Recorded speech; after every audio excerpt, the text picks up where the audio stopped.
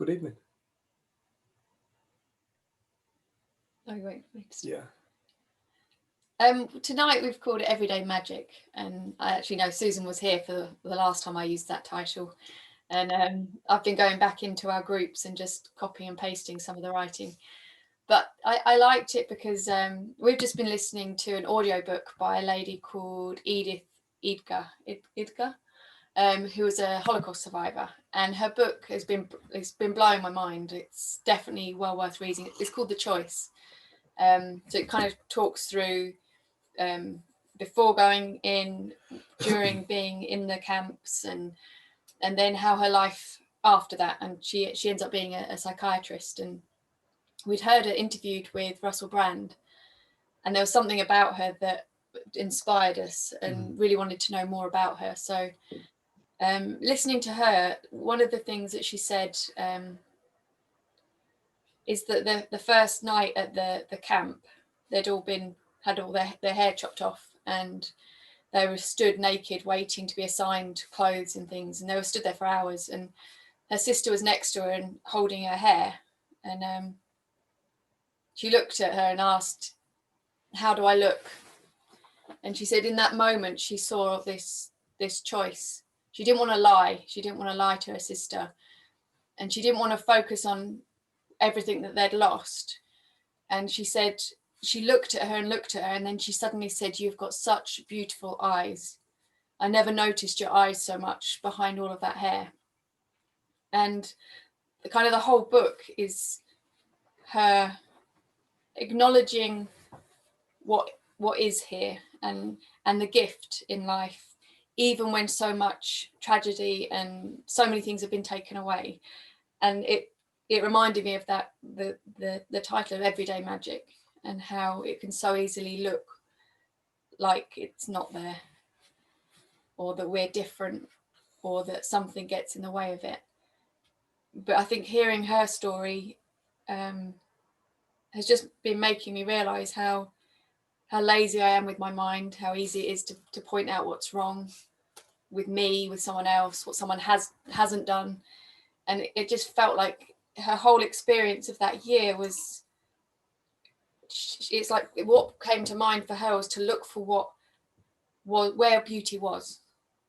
When she was surrounded by so much horror, she looked for beauty. And I think that's just really spoken to me a lot. And over the last couple of weeks, I've found out about two people I don't know, but like friends of friends who have passed away, who are the same age as me. And then I just found out yesterday that somebody had lost their partner who was 40, all within the last few months. And there's something about the posts that they were writing that they were finding gifts and beauty in grief and loss and gratitude for being alive. And I think I can probably put a link to it. It's a lady called Grace Kelly, and she gave a talk for a lady called Adele Adji Jones.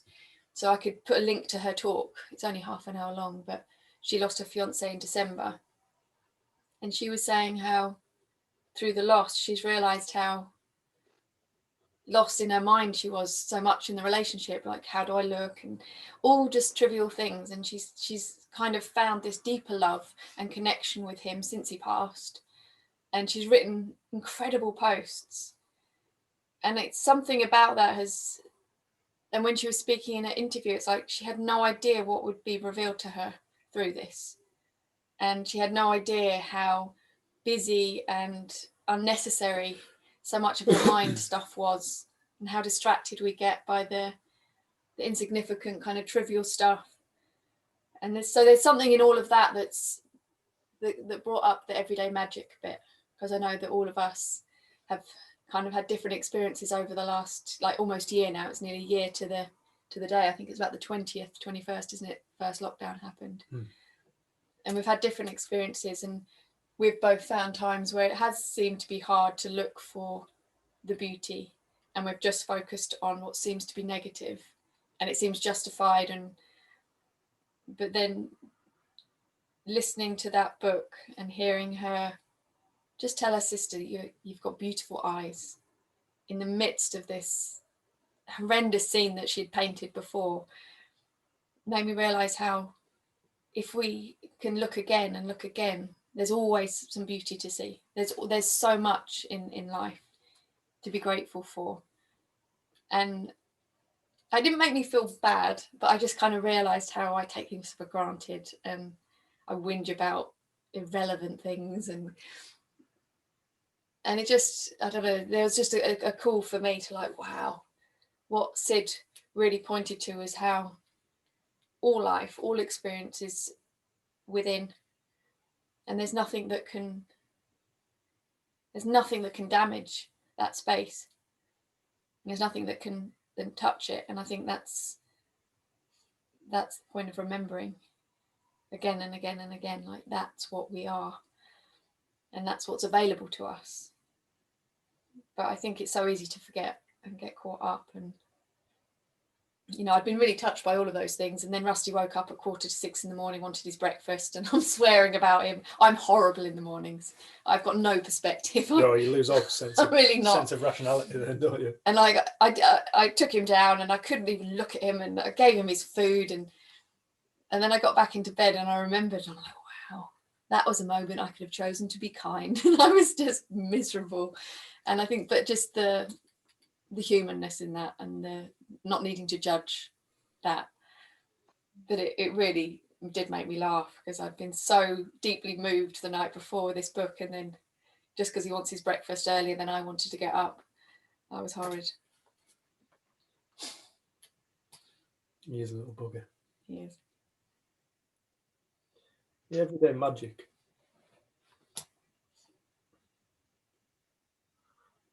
I think I often talk about my life before the principles and then after. It was such a massive contrast. And each side of the contrast is so beautiful and valuable in its own way. The torment and the hell and the suffering, the pain, the uncertainty. Like, then to wake up and find magic in life. Magic that I didn't know existed. And magic that I, to this day, know I was only ever scratching the surface of at that time, and I'm still only scratching the surface of it now. All of us are only scratching the surface of it.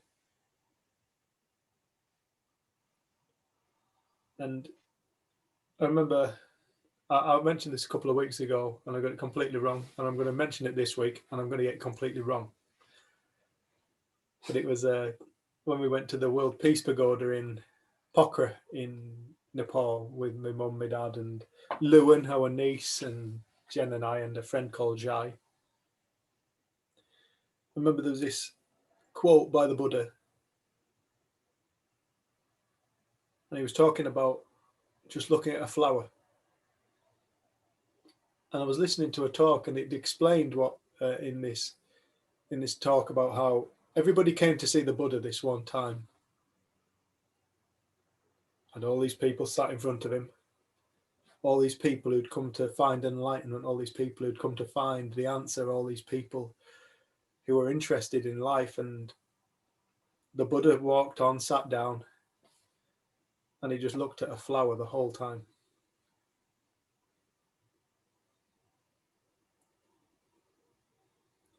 He just stared at this flower. Didn't do anything else, didn't say a word. He just stared at a flower. And people thought he was perhaps his message in this was realize our connection to life or whatever. I think what I liked about it was he was just mesmerized by creation, the miracle, the magic of creation. And the actual quote, Jenny's just found it, is, if we could see the miracle of a single flower clearly, our whole life would change. If we could see the miracle of a single flower clearly, our whole life would change.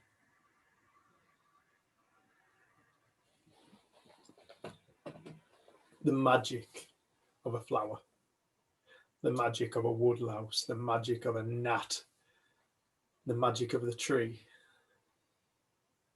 magic of a pigeon, magic of fungus, magic of humanity.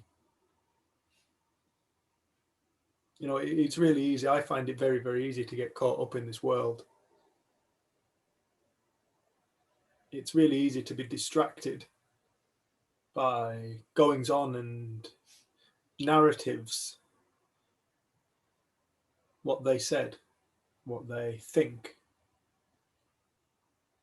what's happened, what perhaps may happen. And it can be really easy to lose all sense of perspective. And we end up in this massive whirlpool of lostness, struggling to fight our way back out again.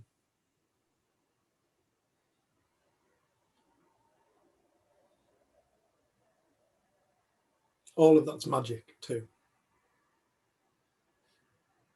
All of that is an inexplicable event. All of that is part of living, and all of that is part of life. To be born into this mad, inexplicable human existence. This almost state of amnesia, where we get born into this world from somewhere with no recollection of it. Walk through this world, walk through this life, gain memories, learn, and then leave. Every single one of us is doing that. Every single one of us has been born into this world at this time to walk through this world, to have an experience as a person, as a human being, as a man, as a woman, as a this, as a that. And then we leave. This chapter's over.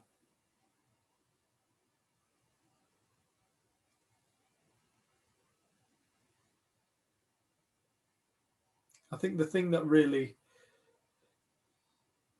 was the most profound thing that, who was it asked me the other day?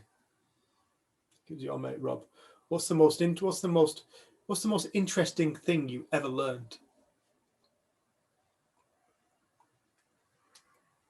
And I could answer him instantaneously.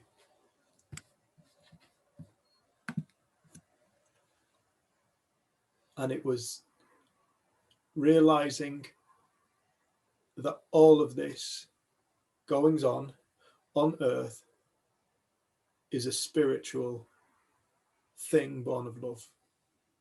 It's all mind.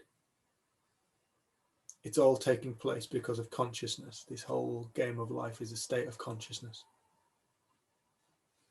That was the most interesting thing I ever learned. Most interesting thing I ever realized.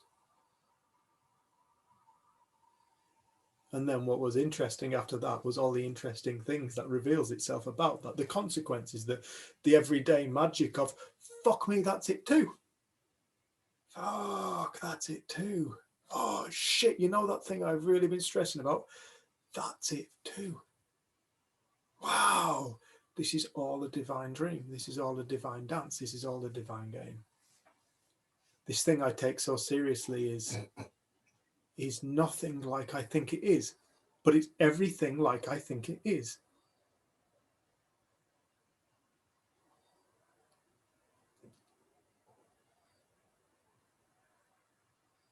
There's magic in every single thing.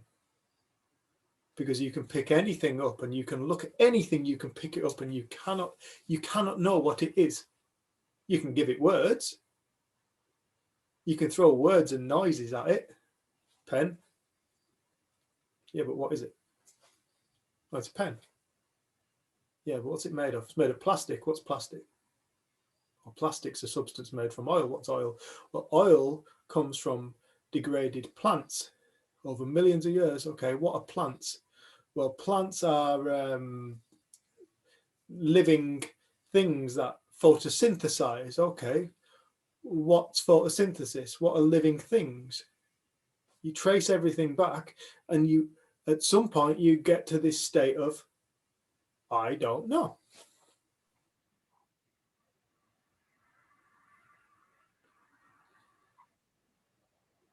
I don't know.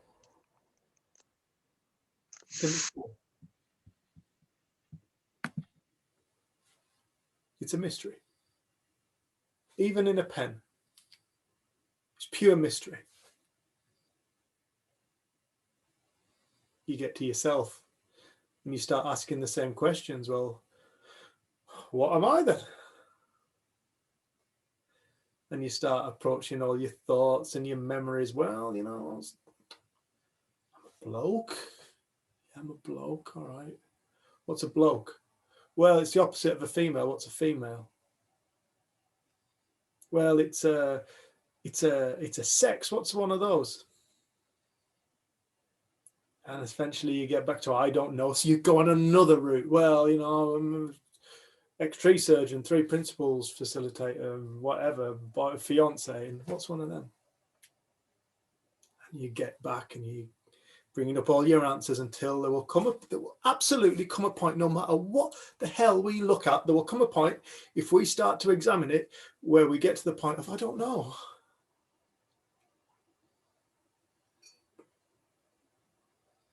What's it all about? I don't know. And then you start to get this sense that, well, we are here we are. None of us have a clue, really. All walking through life thinking that we know something, we know who we are, we know what we are, we know what a pen is.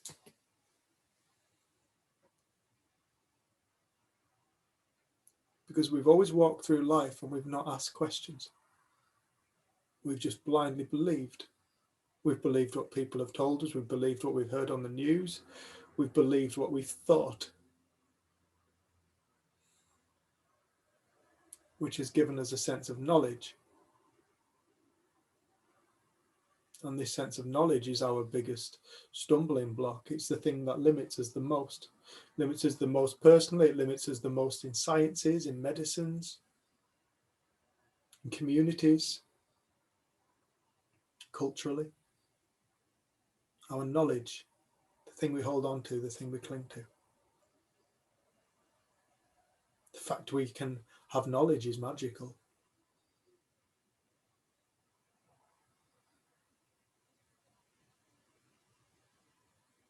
I think the biggest magic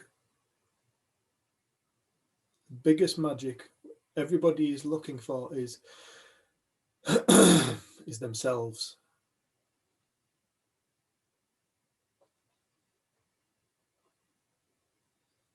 And when I say that, I don't mean the story, the thing that we say that we are, if we introduce ourselves, or what do you do? I do this. I'm talking about that.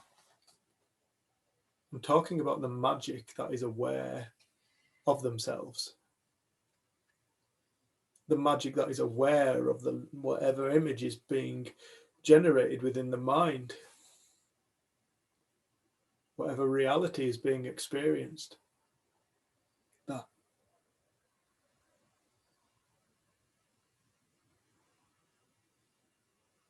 Go looking for that and find an answer for what that is. People give it words. That's what we do. We give things words, and then the moment we give it a word or we put it in a sentence, we think we understand it.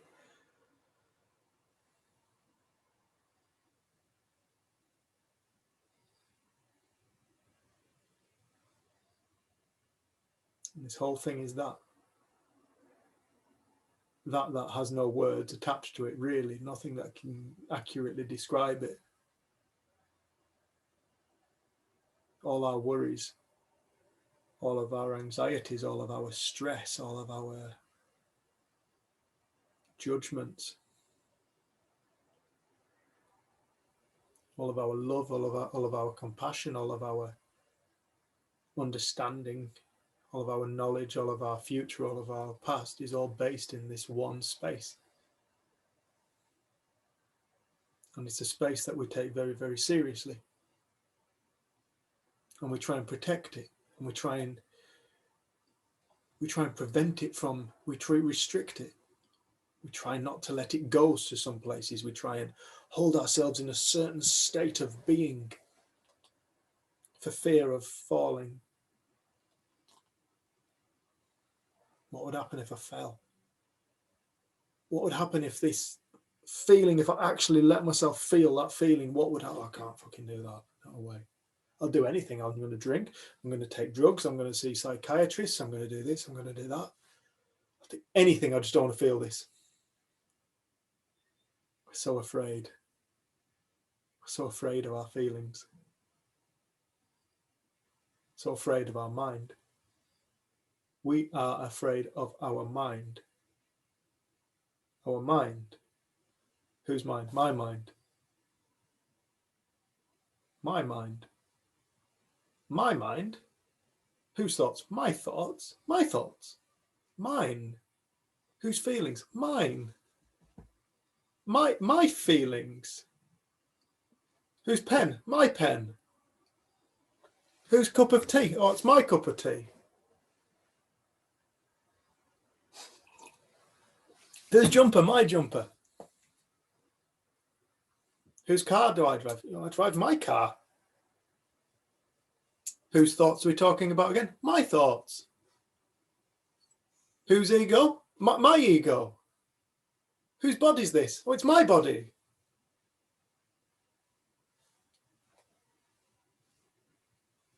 Mine. Not me. But mine. Not me. Mine. Ownership.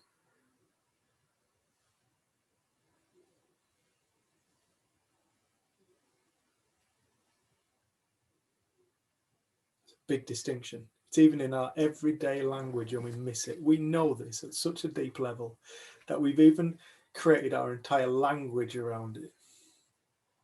My body, my mind, my thoughts, my ego, my feelings, not me. Who's this me bit? Because that doesn't go anywhere.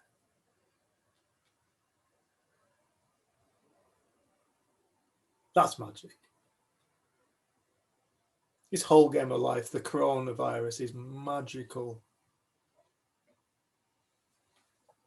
All the running around, trying to figure out what to do, all the different opinions about it, all the different points of view, all the different angles that it's observed from, all the truths and all the lies, and it's magic.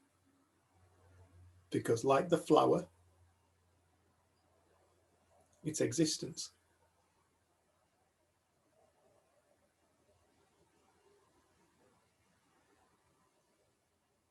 The very magic of our very presence here right now cannot be explained by any scientist. Even people who deeply fall into the space from which it's born come back and go, I can't talk about that. I can't tell you about that. I know it exists. I can't talk about it. It's a wordless, there's no words to describe that. It doesn't exist in the world of 3 dimensions and lineage and time. It's born of the most mind-bending place. We are made of mind-bending thing. All of us. Everything.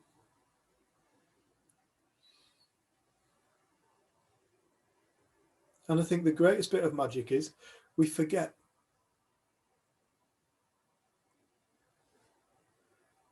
I think that's the greatest part of all this, is we forget. Because deep down, every single one of us knows it's true.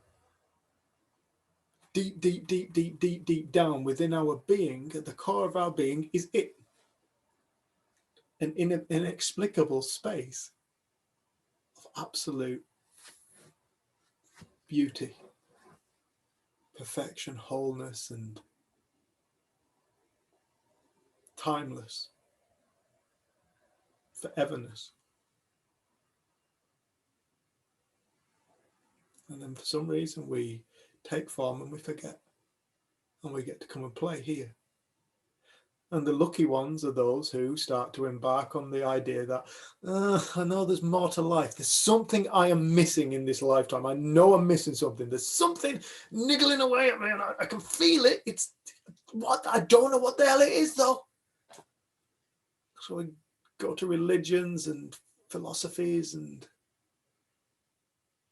then one day, if they're lucky, they'll realize, oh, the bit I was looking for, the thing I was always looking for, the thing that's going to make everything okay, that thing that's going to make everything all right, that's going to mean I'm safe, that thing that means I'm not going to feel the anxiety like I have done throughout for the rest of my life,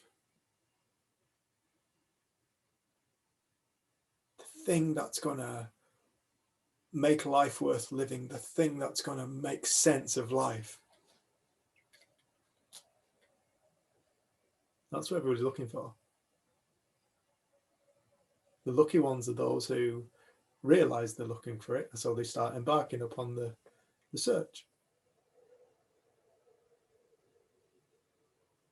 And eventually everybody will realize it.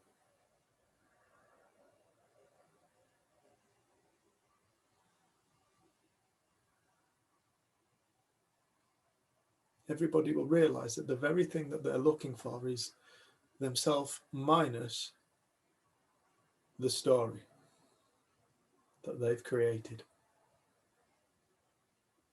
And then they'll find the safety, they'll find the health, they'll find the knowledge, they'll find the reason for living. It'll change their lives. And if somebody is listening to this and they haven't had a taste of that, just keep listening to stuff that makes your heart sing. It doesn't matter what it is. If it's a song that when you listen to it, you feel light and vibrant, listen to it. Because it's not the song making you feel that, it's your being vibrating, humming. If it's a story you like, listen to it or read it. If it's a specific teacher you like listening to, listen to him. Because it's found in love. The glue that holds everything together.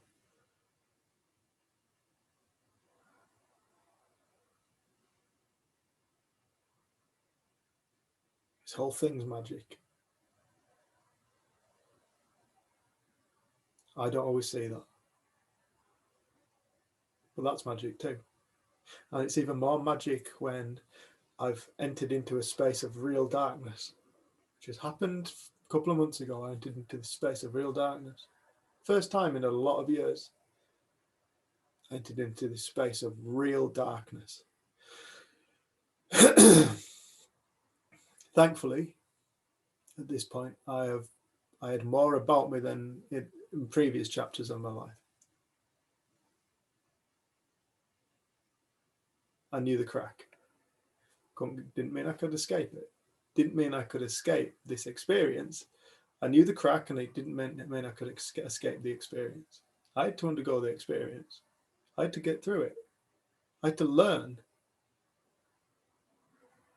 I had to learn something.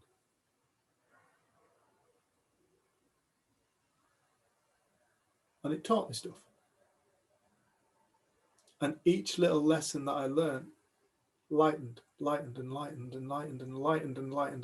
life. And then it kept going again. And I found myself drawn to listening to something about this, or putting on this piece of music, or having a conversation with Jen.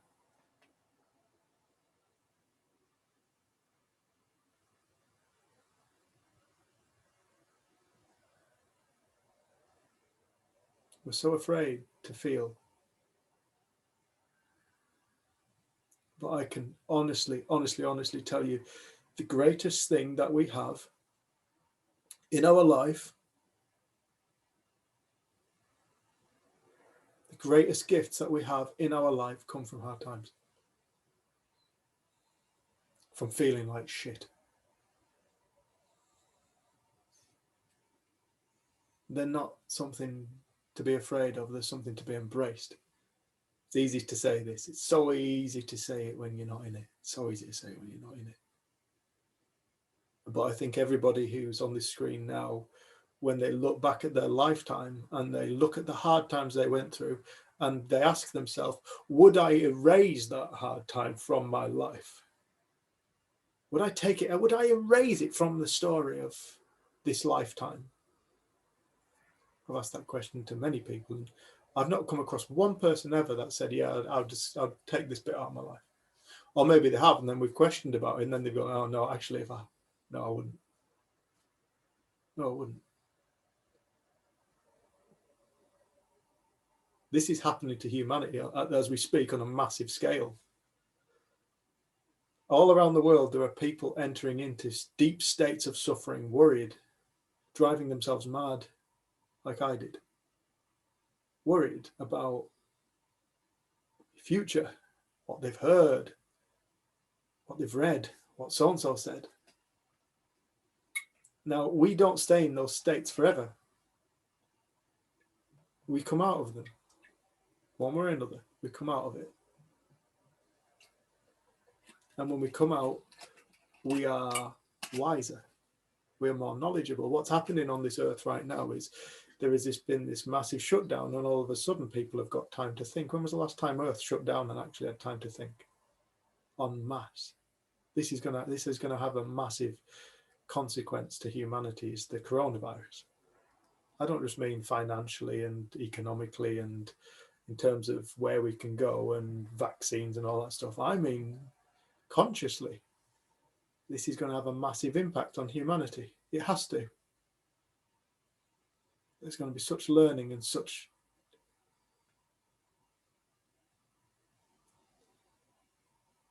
there's going to be such knowledge brought into this world.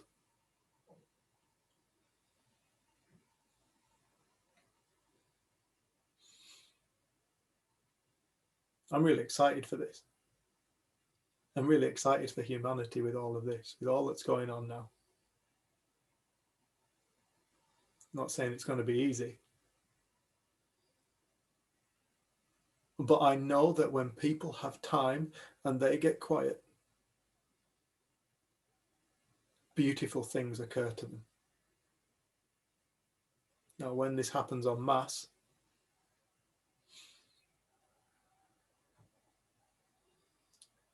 I think we've got some beautiful times in the future coming up. And all because of this moment. There's magic in everything. Everything is made of magic. We are magic.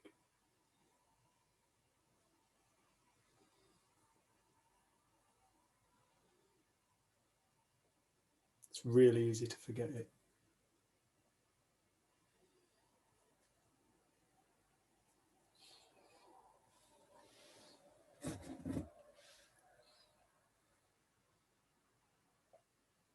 I think listening to Edith speak about her experiences and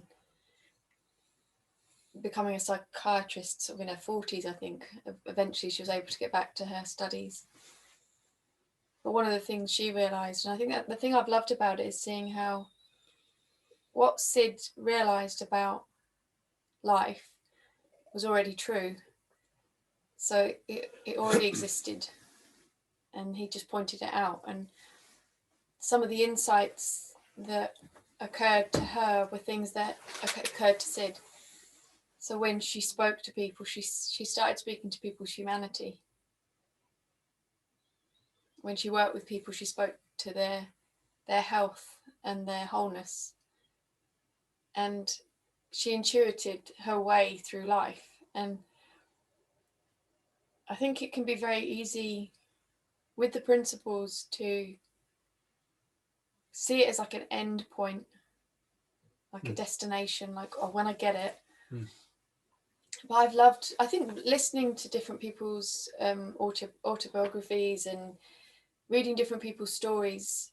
It struck me how, Excuse me. you know, insight and movement and evolution exists within all of us, regardless of whether we think we're searching, whether we think we're into spirituality, whether we're into the principles, whether we're religious.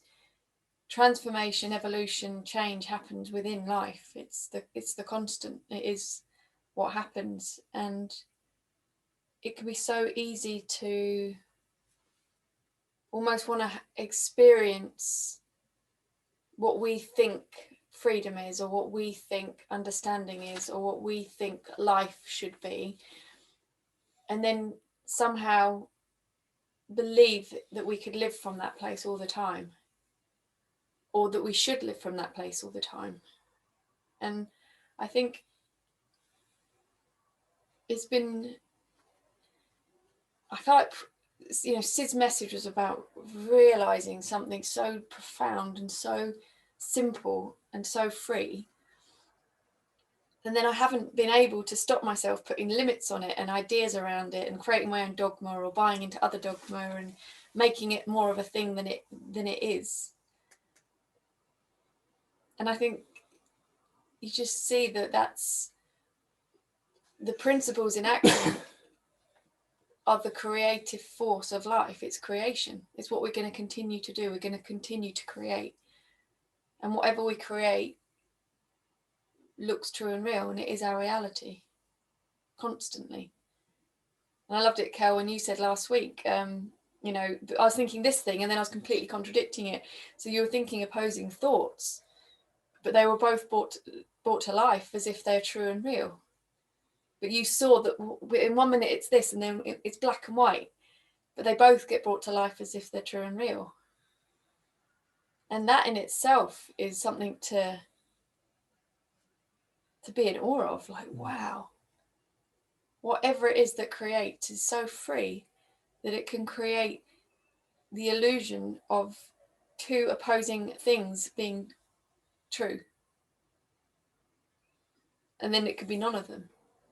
Like, it's so free that whatever is existing in us in a moment is what we experience, but it isn't fixed and it isn't truth. That this movement and change is where we can grow. And like, another one of the stories from the book is that she went to work in a military hospital and she had to see two patients and both of them had been made paraplegic. And the first room she walked in, this guy was in the fetal position and he was screaming and he was swearing and he was hating and he was angry and he was mad. And she had so much respect for him. Like, he's just expressing himself. He's just feeling what he's feeling. And there was something in him that she learned. She hadn't ever really allowed herself to express or feel or do anger. And then the next room she walked in, and the man had the same prognosis and injuries. And he was sat up in his wheelchair and he said, do you know what? When I went out into the garden in my wheelchair, I'm at the same eye height as my children. I can see my children better. And that's what had occurred to him. But what I love about this, the way that Edith writes and the way that she shares, is that there isn't her judgment of one of them are doing life good and one of them are doing life bad. It's all experience, and she had respect and honoured both people that she worked with. And that's something which I feel can be misunderstood with the principles, that we think, oh, well, if we understand, then we wouldn't get mad, we wouldn't get angry, we wouldn't get upset, we wouldn't behave like that. But it seems we have all of this potential for experience, and when it kind of is allowed to flow, then we're in and out of experience throughout the day. And I don't think there's anyone on earth who hasn't had even if it's a moment where they've just touched that space of freedom. I used to call it just okayness. It's just okay. There's nothing's changed, but everything's just okay. It's people say peace, stillness. We've all experienced those moments, even if it seems very fleeting or few and far between. But then we get the contrast of all of the other kinds of experiences that we can have. But we don't have to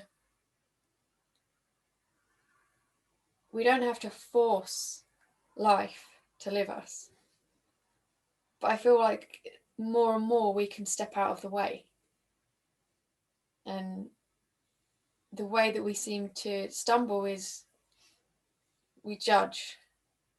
We try and block or hurry certain feelings. We move and try and grasp a hold of ones. Or if we're feeling good and then we suddenly realise we're feeling good, we start to panic that maybe we won't be feeling good. And it's just noise. And I think that was one of the things that Grace talked about in her interview with Del, was the amount of noise that she'd lived out of, that she hadn't been aware of until suddenly it's gone silent. And she's like, wow, it was just her normal. And I think when Kate's not on tonight, but she has, we interview her sometimes because she loves to talk about her reflections. She's kind of learnt this, and then she's gone away and she's realised there's this reflective space that she can be in where she learns. And I think people can hear, we know, you don't look back with the principles, you don't have to look into the past. But she said, yeah, but we can look into the past in one frame of mind or from one perspective. But she sees that when she looks into her life in a reflective way, she learns. There's lessons, there's gifts, there's kind of magic. And that's where we start to realize that the only way that life starts to feel or be experienced differently is if we look within ourselves. It's not going to come from outside.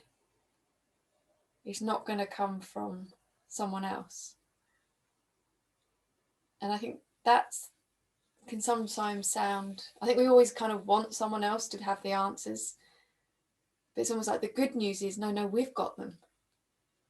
And sometimes they're really quiet and we don't want to listen to them because we think we know better. But we have the resources, we have the life stuff, we have the same energy flowing through us that creates those flowers that Buddha sat and looked at and saw the miracle of. We're not separate from that intelligence. That is us. And I think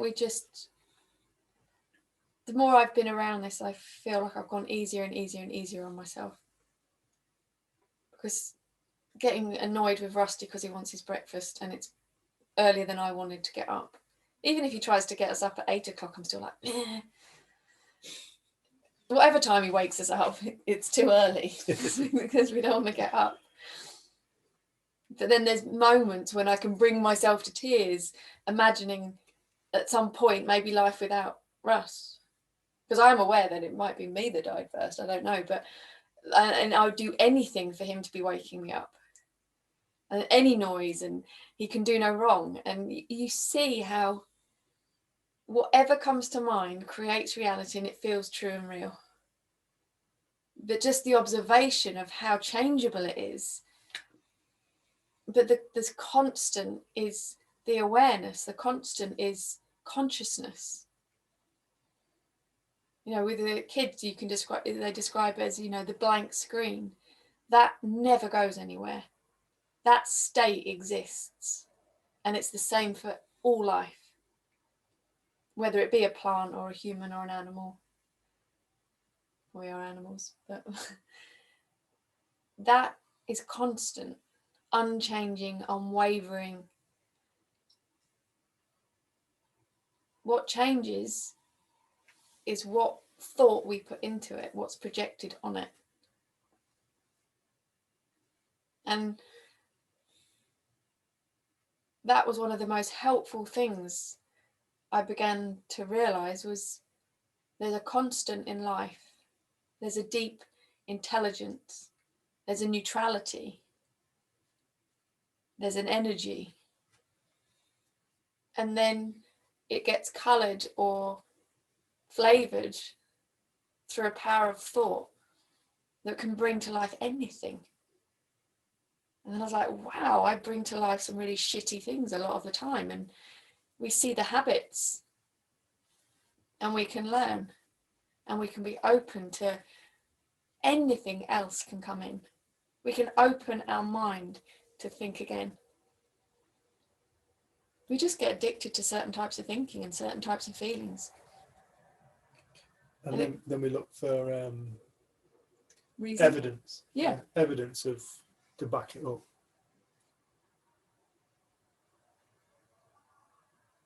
But this, I think the other thing, I've loved this book. I know I'm going on about it, but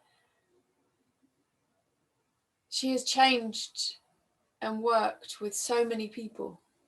And I can see that regardless of what the philosophy is that you come from when you work with people, or whether you're religious or non-religious, or whether you have a doctorate and you're a psychiatrist or you're a psychologist or a therapist or a friend,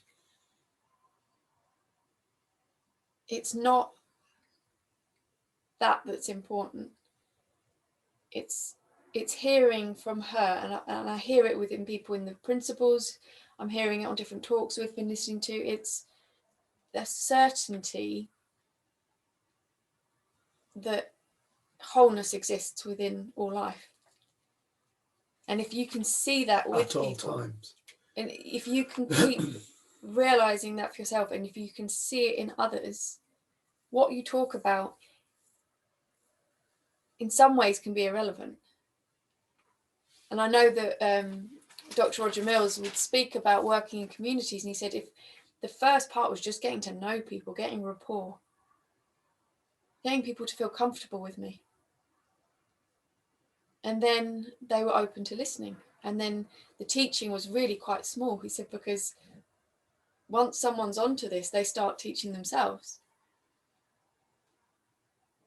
But we have to realize that it's true and it exists. Otherwise, it's just another really good idea or another thing that we have to try and get or understand. And I think this is something that is self-proving, and that we're alive, we're experiencing. We've all gone through amazing times, hard times, sad times. All have had some experience of loss, whether that be to death or relationship breakdowns or pets. We've all felt times where we never could imagine ever feeling all right again. There's times when we've felt like, wow, I can't imagine not feeling okay. Everything's just all right. The evidence is in the changing nature of our mind, when whatever has happened up until that point hasn't changed. We're still born to whatever parents, we're still born into that life. But our mind changes. That's the changing nature of life. There's the evidence of experience being born and made from thought. But like if we go back to the screen in which that's projected onto, that's closer to the truth, that blank screen, full of potential for anything. I think that whole looking at the pen thing and what is it? One of the best things we can do is do that with thought. Just do it with thought. What is it? What is thought?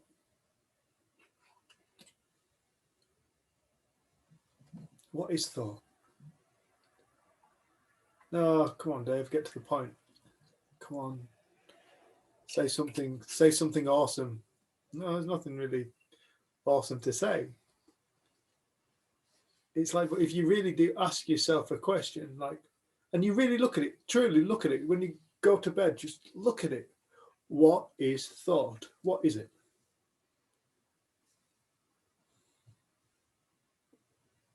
Who dreamt it up? What dreamt it up? What came up with the idea of thought?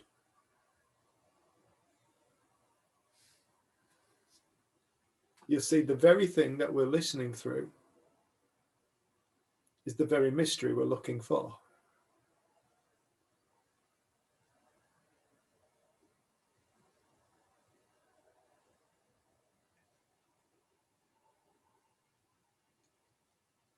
You want to know why life is like it is? Look at the power of thought. You want to know why life isn't like it is, like you want it to be, sorry. Look at the power of thought. You want to know why you feel like that? Look at the power of thought. You want to know why they do that? Look at the power of thought. And you'll soon realize it's everything to all beings. Oh, animals don't think. They work on instinct. What's instinct? It's thought we don't understand. So we give it the title so we can falsely assume that we know something about it. We give it a title, instinct. Oh, it's just what they're programmed to do. Programmed by what? Eventually realize you can't escape thought. You realize that's what this whole thing is. This whole game of life is a thought. It's all a thought. The whole game of life, you are right now a thought of the universe, an idea of the universe, thinking. And as you think, this thought creates the experience that we live out of.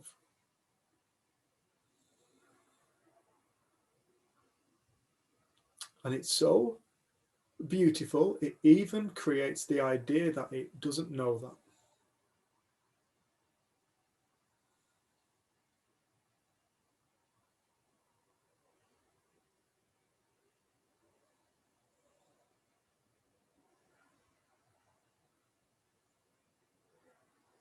Everything thinks.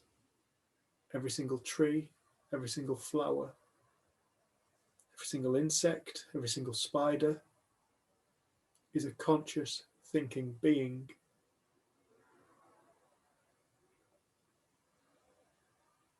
That changed my life when I realized that. For me, it was a jackdaw, a crow. When I realized a crow was a conscious thinking being, it was instantaneously the same thing as I was. Shit. When we talk about everything is one, we're not just saying that on like a level of this is really nice idea. No, everything is a conscious thinking state. The only thing is, the only difference as it appears is the form that this conscious thinking state takes in order to experience life. Every single crow isn't just connected to every other crow, it's connected. It's not even, again, I don't like the word connected because it suggests you could disconnect something. It can't be disconnected. Every single insect is connected to the flower kingdom, plant kingdom, connected to the bacterial kingdom, connected to the, connected isn't the right word. It's all the same thing. It's all a state of consciousness taking form in different shapes and different densities and different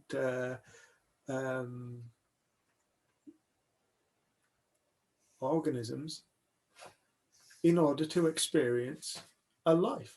What it is to be alive now as this, what it is to be alive now as that. And if you really look at life, they talk about it in terms of evolution. So it doesn't sit still. Why would it sit still when it can have all kinds of experiences? When it can feel, when it gets to play at being everything. The problem is you can't think your way to this space of getting before the creation, because the moment we think, we're instantaneously in creation. So in order to start to find what we're really looking for, most of the time, it's found in quiet. It's found quite often when people are just driving along, minding their own business, or perhaps they're in the shower, Perhaps they've just gone for a walk. Just when the mind's just getting quiet.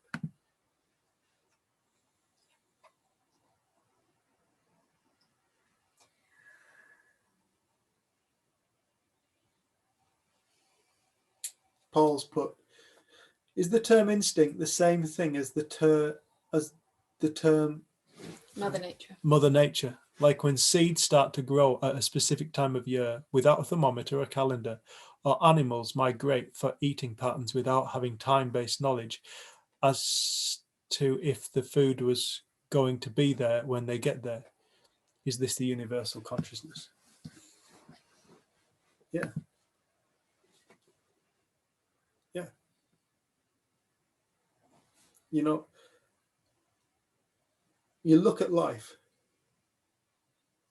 Life deals with everything that gets thrown at it.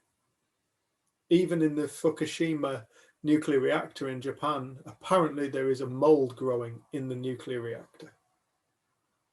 A place where life would never take place, we would have thought. Because we don't know anything, it's proved us wrong. It's like in Chernobyl, they said life wouldn't exist there for 1,000 years. It's teeming with life, and the life has adapted to the radiation. It's changed, it's surviving, it's adapted itself. It can't adapt without knowledge, because it needs to know what it's adapting to. This is why our theory of evolution is completely and utterly wrong. We think that evolution is a random act. It's not random, it's totally perfect every single time. It's not random, it's knowledgeable, it's intelligent. This intelligence that we experience, we call ourselves intelligence. Where does our intelligence come from? Our intelligence isn't born of human beings. Intelligence is born of consciousness. That's why things get to learn. That's why you can teach a dog. That's why you can teach a sheep. There's a beautiful thing at our county show. There's this Australian fella and he's trained all these sheep to dance at the same time. There's like 20 in 2 rows above each other, and all these sheep kind of go and cross their legs at the same time, and they swing their heads, and it's so beautifully choreographed. The sheep are brilliant at it. The sheep have learned. They can learn anything, and they've learned to dance because somebody taught them. You know, he didn't teach them to dance, and then all of a sudden they started to, I don't know, sing. Yeah, you know, he taught them to dance, and they learned to dance. It's perfect. And I think we miss this magic. We miss this magic because we take life so seriously. We think this is all very, very, very, very serious. We think this is such a serious thing. Ooh, coronavirus. Ooh, budgets. Budgets. Oh. Money, finances, debt. Oh, taxes are going up. Yeah, all this matters until one day somebody comes along and goes, guess what, you've got 24 hours to live. Then it doesn't matter a shit.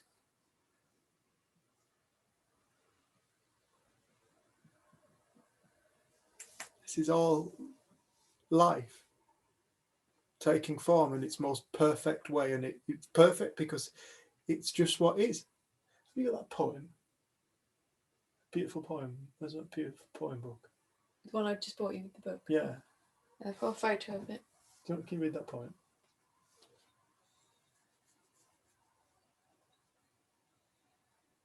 It's very efficient, I think. What time is it anyway? Should we have a break? Mm-hmm. We'll read this poem and then we'll have a 10-minute break. I can't remember who it's by, but I think it's from about the early 1900s. Whatever is best. I know as my life grows older and mine eyes have clearer sight, that under each rank wrong somewhere there lies the root of right, that each sorrow has its purpose, by the sorrowing oft unguessed, but as sure as the sun brings morning, whatever is best. I know that each sinful action, as sure as the night brings shades, is somewhere, sometime punished, though the hour be long delayed. I know that the soul is aided sometimes by the heart's unrest, and to grow means often to suffer, but whatever is best. I know there are no errors in the great eternal plan, and all things work together for the final good of man.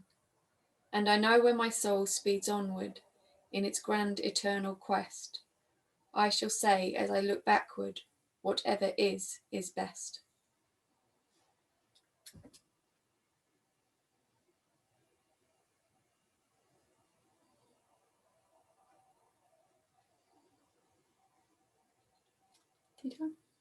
So if we have just 10 minutes, have a cup of tea. Sorry, Clay, I just joined. 10-minute break.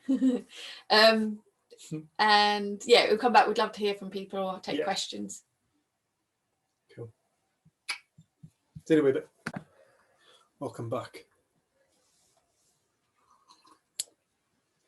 Kendra, nice to see your face.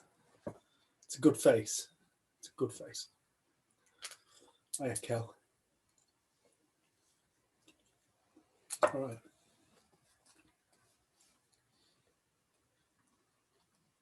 Does anybody have any questions, comments?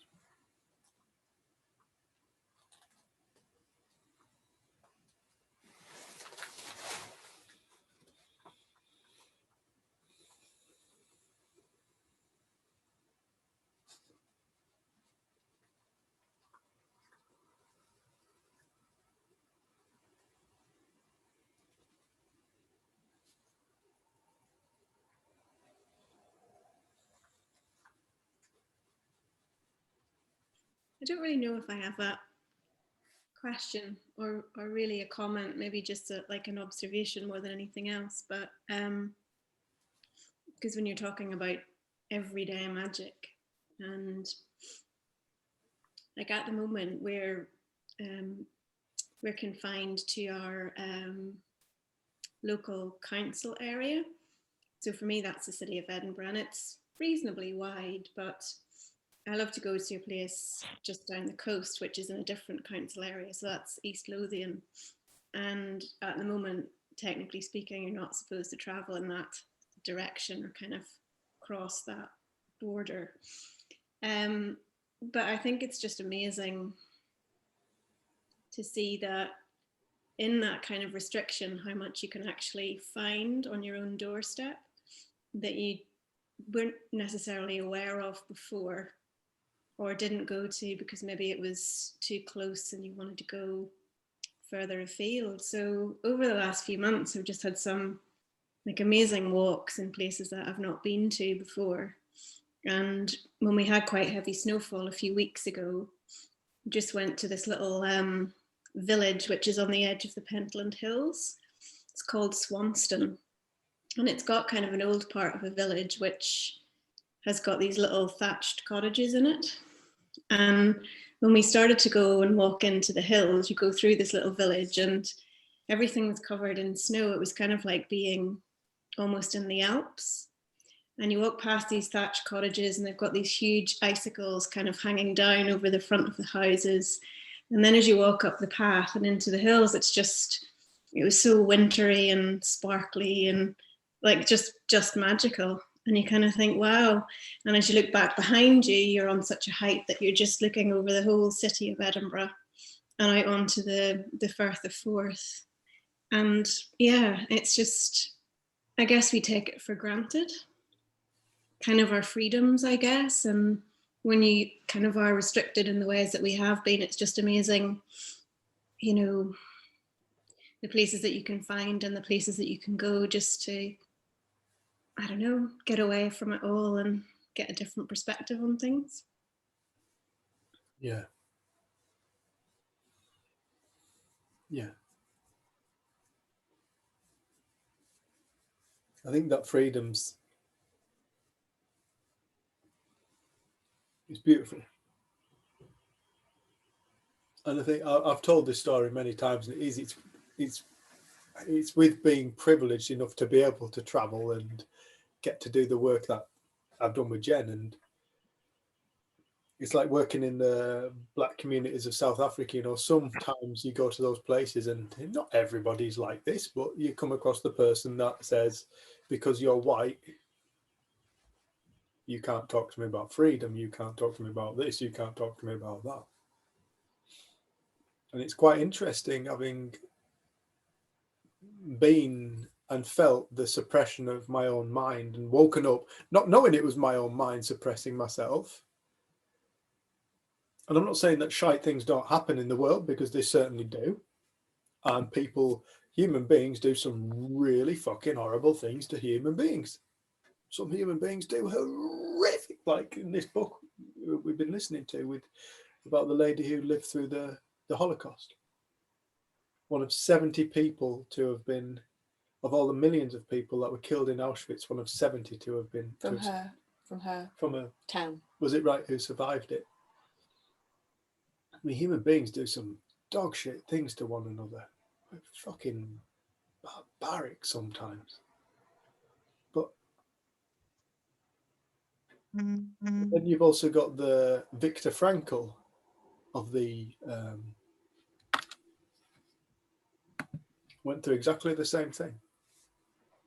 Was it Viktor Frankl who wrote about how beautiful it was? His most beautiful experience was. I think so, yeah. Maybe it wasn't Viktor Frankl, but there was somebody who said the most beautiful chapter of his life was when he was in Auschwitz. You know, when he was living with the uncertainty of life continuing past the end of the day. He found beauty in it. He found magic in it. He never felt more alive. He felt more connection to life itself through being in the same place as other people discovered absolute fucking terror and horror. So you see, there is this thing, you know, we're very, very quick to associate. And I know there's people really struggling with the lack of freedom in terms of movement at the present moment. Sometimes I find myself doing it, you know. I'd love to be up Scotland. I'd love to be able to go and see the thatched cottages with the snow in it and the icicles. I would love that. I'd love to be at the West Coast. In my camper van, West Coast. Sat on the beaches in the cold. But at the same time, it's like meeting people in the townships who've, you know, live with this constant idea of suppression. And having seen people, I mean, actually been present and stood in front of somebody's face when they've woken up and realized that suppression is something that they, as you once so beautifully put about being bullied, I am an active participant of the feeling of the Suppression or bullying. The suppression or bullying.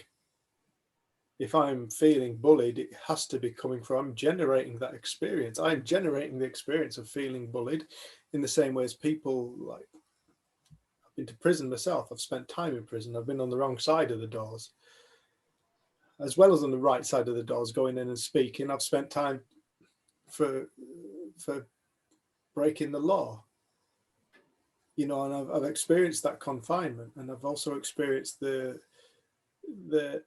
I've got beautiful memories. Beautiful memories of beautiful times that were experienced just locked up in a little room with nowhere to go and not knowing what today's going to hold. And we're going to come across that idiot across the wing who likes to throw his weight around and throw his knives around when he has his tea. And, you know, the same bloke who smashes his metal tray into people's faces. And, you know, it's interesting because at some point you do wake up and realize that freedom only exists in the mind.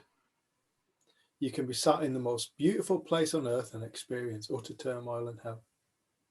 You can be locked up like Terry Waite, strapped to a floor, not knowing what's going to happen, or like this man who was in the Holocaust in Auschwitz, and you can experience beauty and connection and deep sense of love and fulfillment.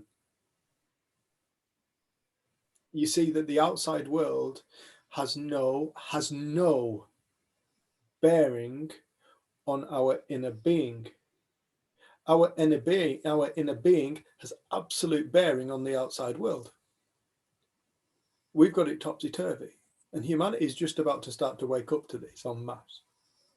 More and more people are looking in this direction. Over the last 8 years of being interested in spirit, I've seen the population of it grow beyond anything I could possibly imagine.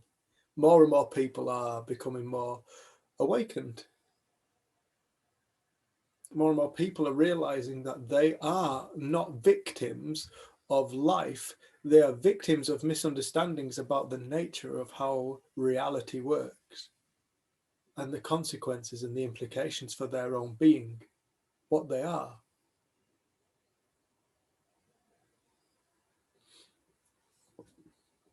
Yeah, it's beautiful. You know, you're so right, Susan. We get to come to this amazing planet. We get to be born into this planet, and we get to walk around, and we get to get lost, and we get to be born. I was watching my ex-wife's toddler a couple of weeks ago. She was just dancing on the spot for no reason. There's no music playing. She's just dancing on the spot, and you could see the just in her face. She's like, life. Here I am in this physical body. Oh, you could see her. Wasn't she cute? She was fucking awesome to watch, and I just saw the excitement of life coursing through her body. The awareness of life itself, becoming aware that it's alive, and here I am on Earth. Wow, it's amazing. I get to go down this slide, and I'm going to climb up there first, and each part of it's going to be perfect. The climb up is going to be perfect, and the slide back down is going to be perfect. And do you know what? I'm going to do it again and again and again and again and again. And it's all going to be great. It's all great. And I watched it. And then you get to recognize you were once that. You once didn't take life for granted. You once didn't take the thatched roofs for granted. You once didn't take icicles for granted. You once didn't hate snow or whatever. It's like, once you just lived in utter marvel of existence. What happened? We thought we knew something about life. That's what happened. And as we started to not think we knew something, it becomes uninteresting. I know that. I know that. I know that now. There's nothing else to know. Nothing I'm really interested in anymore. Life becomes mundane and boring because we think we know stuff. We don't know anything. We're just deluded. And that is the sole cause of suffering, boredom, resentment, grudges, because we think we know something. It's the one thing that takes away the magic of life. That's what the Garden of Eden story is all about in the Bible, where Eve consumed the fruit of the tree of knowledge. The moment she consumed the fruit of the tree of death, you're the name, the tree of knowledge, very specific names for a very specific metaphor. The moment she consumed the fruit of the tree of death, she was cast out of paradise. They were cast out of paradise. They developed ego. They thought they knew something. The knowledge cast them out of paradise. The knowledge took them out of the beautiful space that they existed in, and it took them to a lower dimension. Not that there is such a thing as a lower dimension, a different state of experience where there wasn't a paradise. That's why when people really wake up and realize, fuck me, I truly know nothing, that person will change for the rest of their lives. And they will become more interested in the thatched roofs and what's in my local area. And they don't need as many things, objects, circumstances to fulfill them.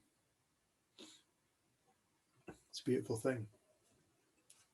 It's like when Dickon and Coisy visited to do a retreat with us, and they stayed in the village where I'd grown up, and that's got thatched roofs and stuff, which it's beautiful. I just probably don't notice that much. But when they were there, he was like, he's got so many photos from this small village, and like the church, like everything about it was amazing to him. And it was so cool to walk around somewhere where I've lived since I was 3 years old with someone with these fresh eyes, being totally in awe and in amazement of everything, and like wanting to look at every single gravestone and how unique they were and how old the church was. And I found out so much stuff about the village that I'd never thought to look at or to read, or it didn't really occur to me to go into the church anymore. And it was just when you see it through someone else's eyes. And I know that when Sydney Banks visited Colchester and did a talk, I think in about 2004, and that it was my friend that showed him around, and he said suddenly Colchester wasn't like the horrible squaddy town that, you know, downtrodden, and it was a magical place because Sid was just like, look at this building, and have you looked up, and have you noticed that? And he said it took forever to get anywhere because Sid was just like, this is amazing, this is the most beautiful place. And I just thought, wow, when I go to Colchester, I'm like, ugh, get in and get out, I don't like Colchester. But actually, with different eyes, you'd see a completely different place. Like we've been watching something recently about reincarnation and things, and I just suddenly had the thought, wow, if I am reincarnated, I'll literally be born into a new world. It won't be what I see. Like the world that I inhabit is the world of my mind and my creation. And it was kind of blowing my mind, like, wow, if all of our thought is wiped and we're born again, we'll have new thought, new ideas, and we'll see fresh. I don't even know if the way that I see color is the same as how other people see color. Like we literally are creating the world we live in. So like for you, Susan, normally it'd be like, oh no, I won't go there, I'll go somewhere really nice. You're not allowed to go somewhere really nice. So you go to this other place and suddenly you go somewhere really nice. So you go somewhere really nice and you see it. And like I know that when in Spain the lockdown was people couldn't leave their apartment. I think they were allowed to maybe go and get food and they had to come back. They weren't allowed out and it was monitored. And one of our friends had a tiny apartment with a little balcony, and she said the gratitude she had to sit on her balcony, that normally it's just, she wouldn't really give it any thought. She wouldn't normally sit on it. No, just to be on the balcony, to be able to have a view.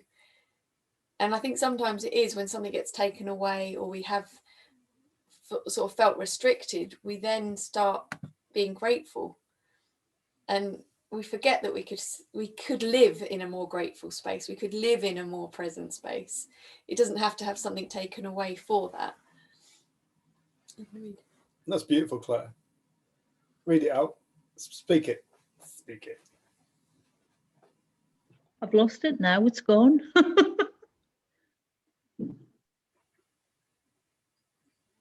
So it reminds me of the T.S. Eliot quote. Did you find it? Did you want to read No, it? my chat thing's gone. I have nothing at the bottom of my screen for some reason. Well, did you read? You must have remembered it. No, I googled it because it reminded me of that. Yeah. So it says, we shall not cease from exploration, and the end of all our exploring, we will be to arrive where we started and know that place for the first time. It's beautiful. And it's so true. Because the place where we explore from is from within our very being. I'll read that. Oh, sorry.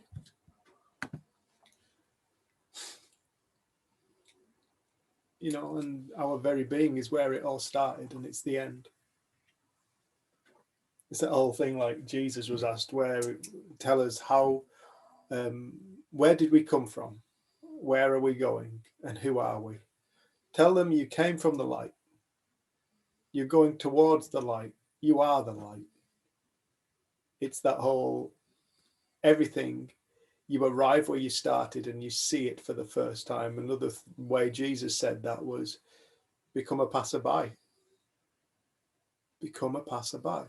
Understand you are seeing each moment for the very first and the very last time.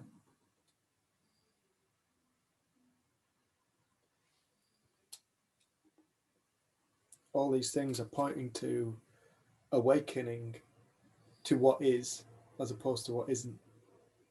They're all pointing to how reality is generated, what life is. Life is something that takes place within our being. From within our being, it generates an entire reality. Our being generates it. Our beingness is the reality that we're always encountering.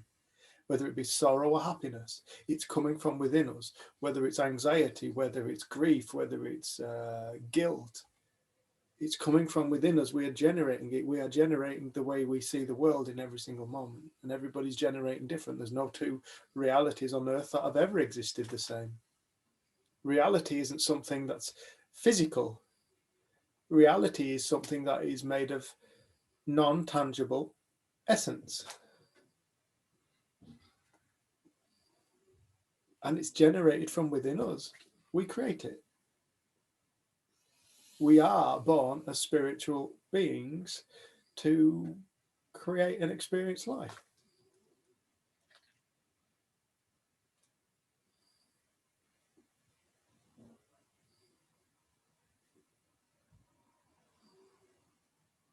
That's why it all changes when nothing changes. Day to day, moment to moment. You look at one person, they look like that. 10 minutes later, you found forgiveness for what they did. Nothing's changed. You haven't even apologized, but you just, oh, fuck it, I can't be asked. Can't bother to go down there anymore. I'm just going to. And then the next day you wake up, you're like, no, fuck them. And then 10 minutes later, you're like, nah. And then you sound like you're fucking bipolar. And you're like, is there something wrong with me now? Am I bipolar now? Perhaps I should go and see a psychiatrist. Perhaps I should go and see a doctor. And then you're like, oh no, I better not go and see a doctor. What if they put me on medication? Oh my God, what is there something wrong with me? Fucking hell. And before you know it, you've got yourself so bloody lost, you think there's something seriously wrong with you. And then you wake up one morning and you feel all right. And then you think there's something seriously fucking wrong with you because you feel all right. Oh my God, I feel all right today. I must be going mental. Just creating experience after Kelly, is that you pointing to yourself? It's me too as well, though. It's like, we're just creating experience continuously and thinking it's all real. Every single moment we think it's real. We think it's fucking real.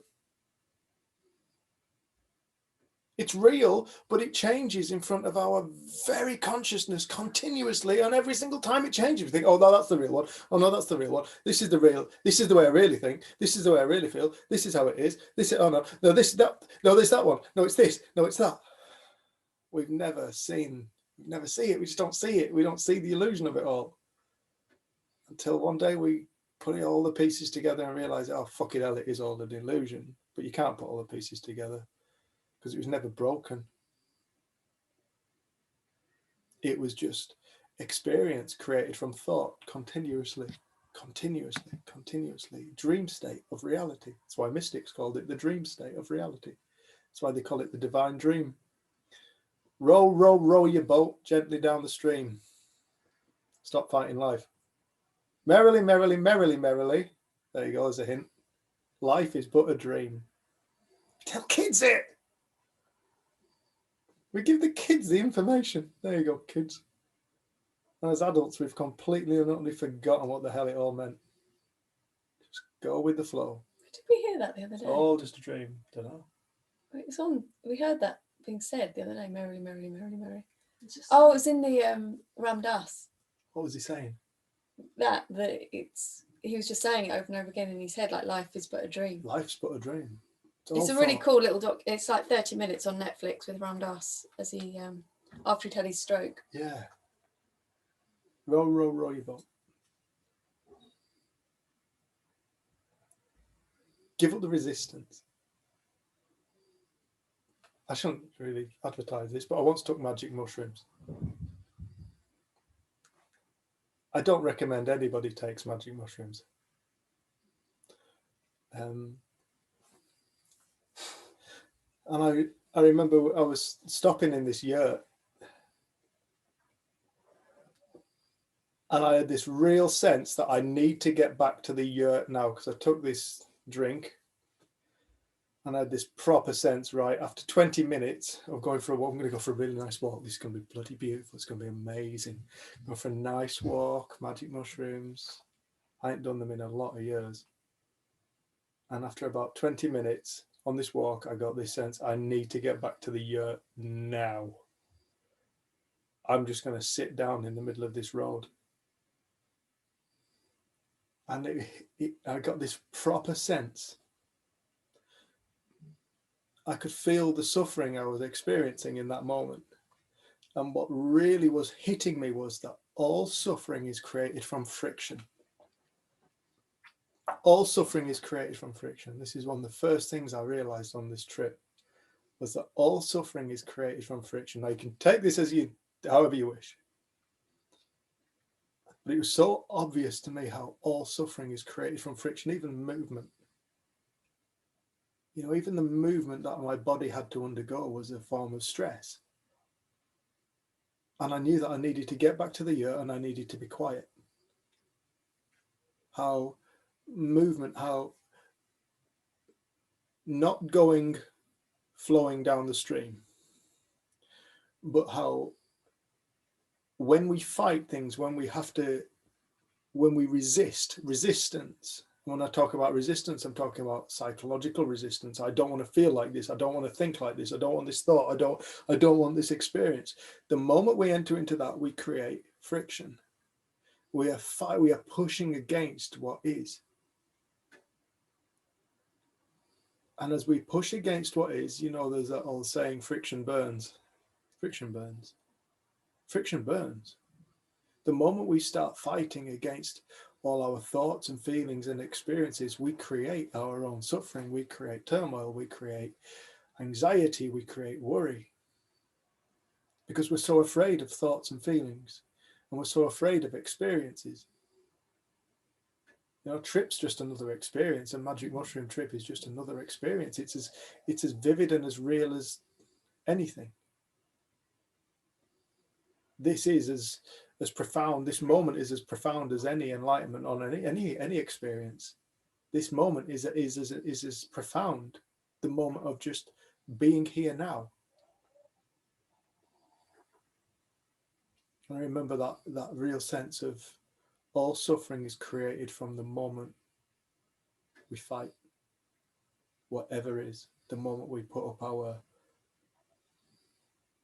barriers. We don't go with the flow, merrily, merrily, merrily, merrily. We don't accept what is. Because what is what is, whether we like it or not. It is because what is what is.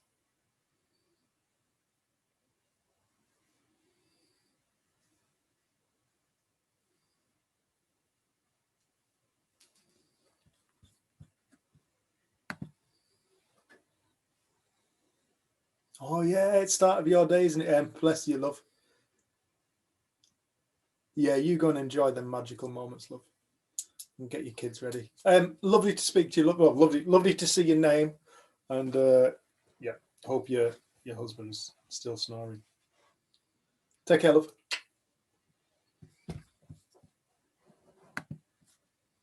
She's in Australia. Any more questions or comments?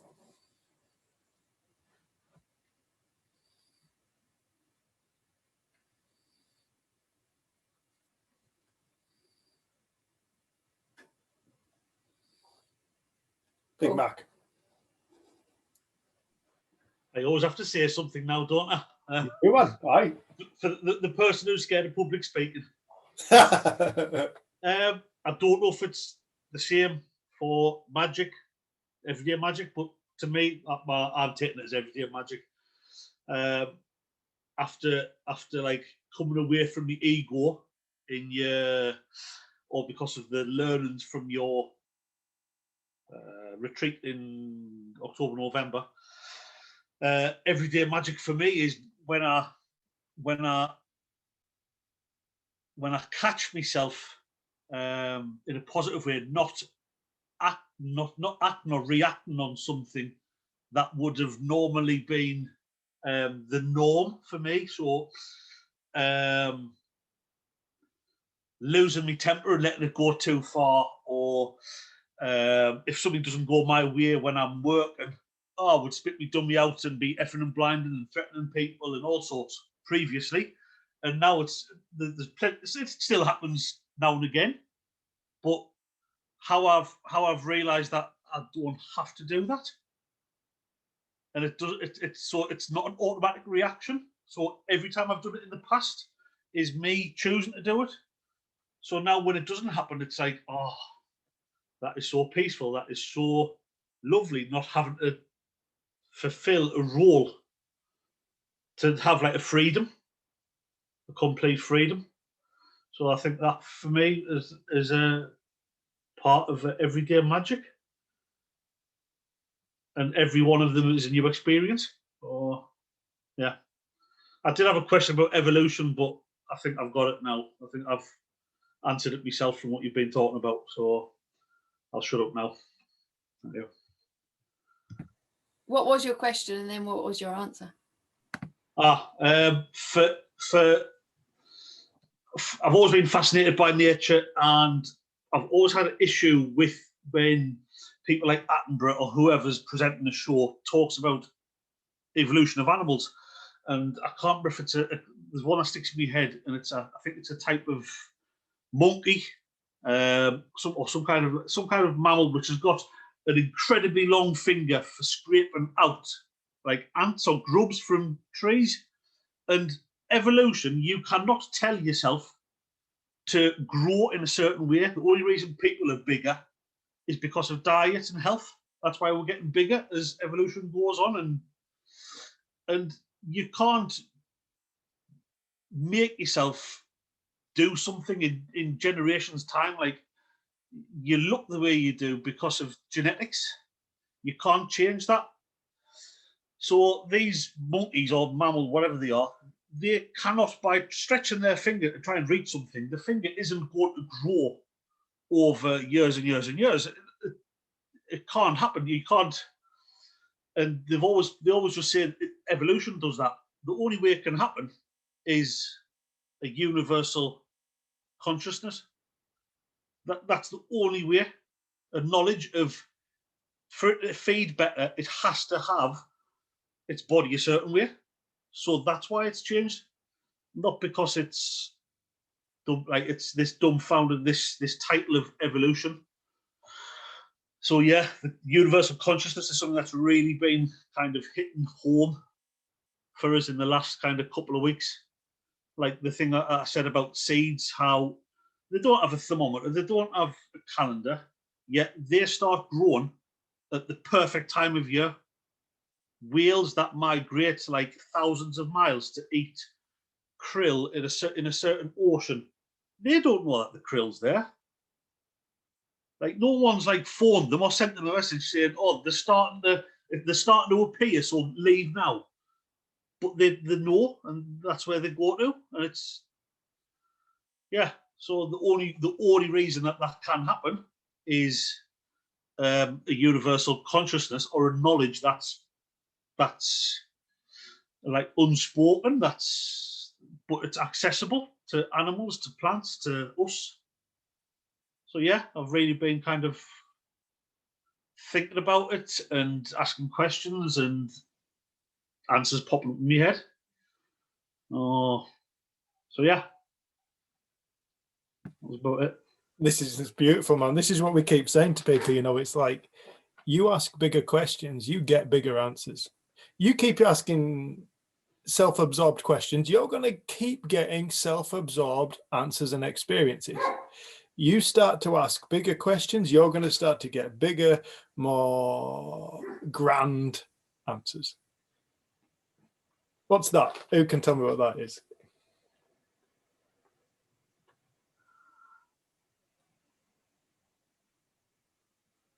Some kind of snake.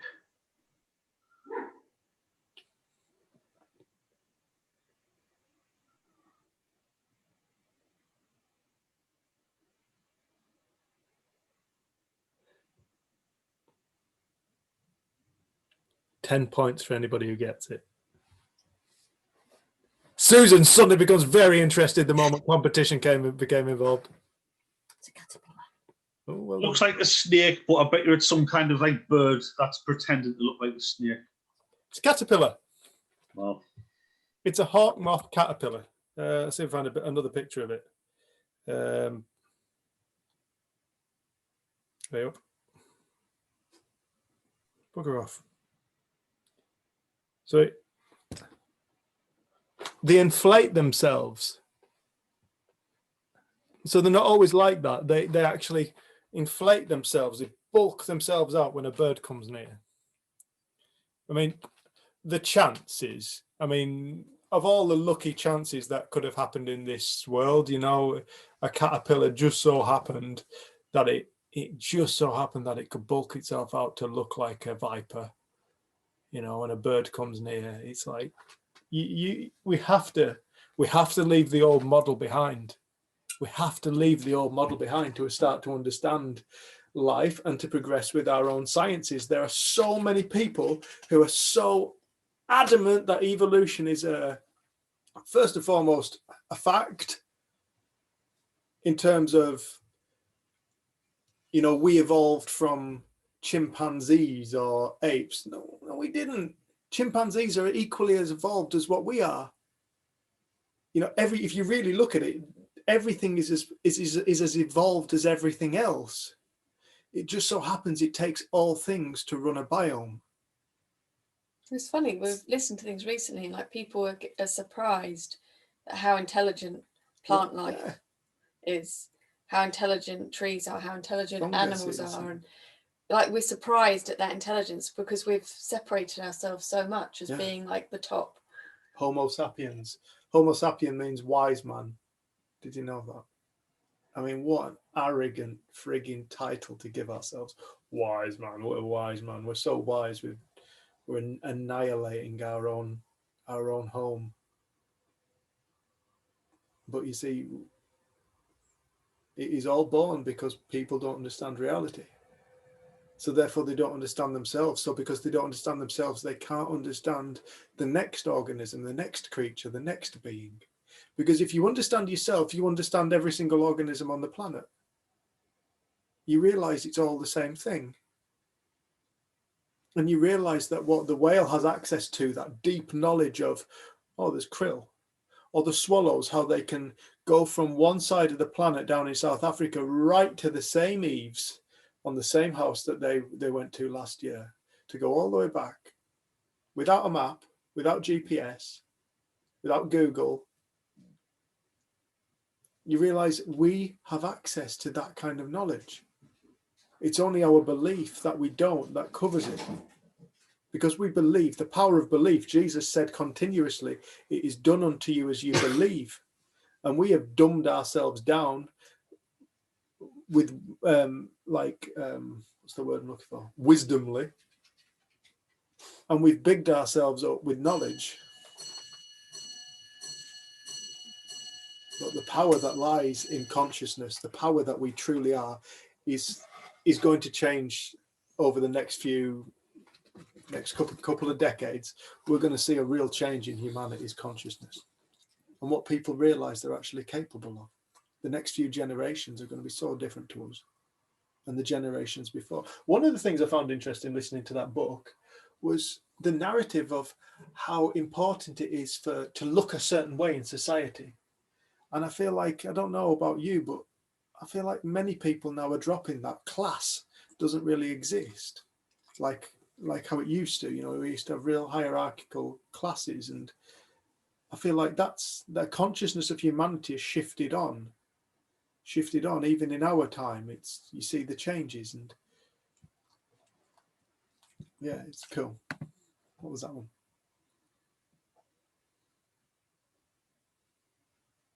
Correct. Yeah, that's right, man.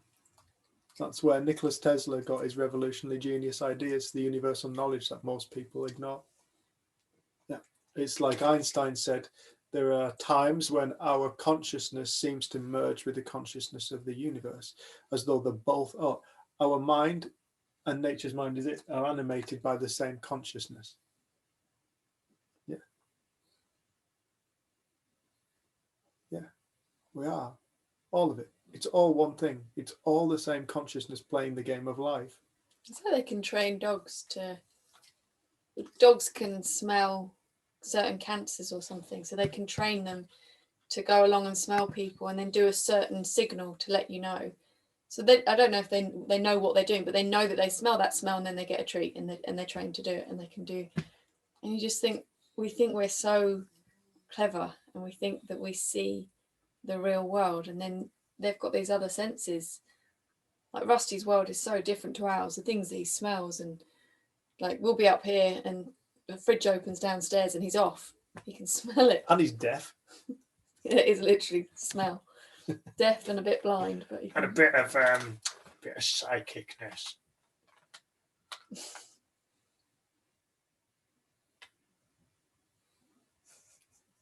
Bloody creature, I swear to God. Swear to God. Look at it. Butter wouldn't melt.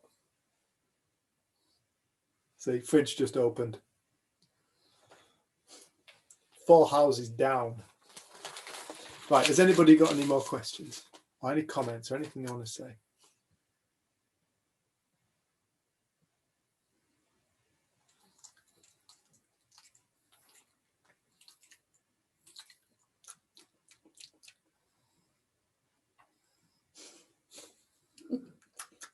Yeah.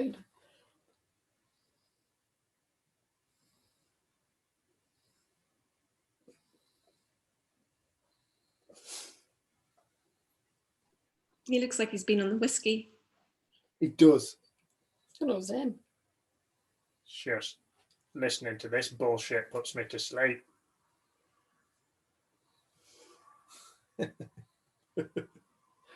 It's such a little that creature, I swear to God. Oh, dogs don't think, do they? They all act on instinct. Dogs don't have ego. Animals don't have ego. Only humans have ego. Fucking hell. He is some lad. Aren't you, Ginger? Good lad. All right. Well, thank you everybody for coming. It's nice to have the faces. Thanks so much for being here. We are on again next week. We're on next week.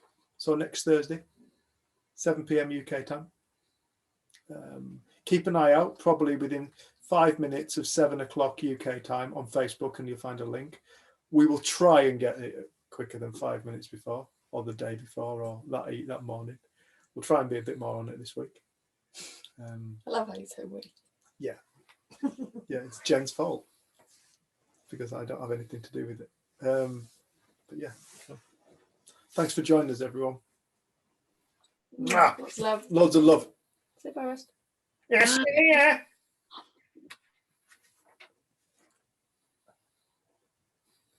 Hey, hi, Babs.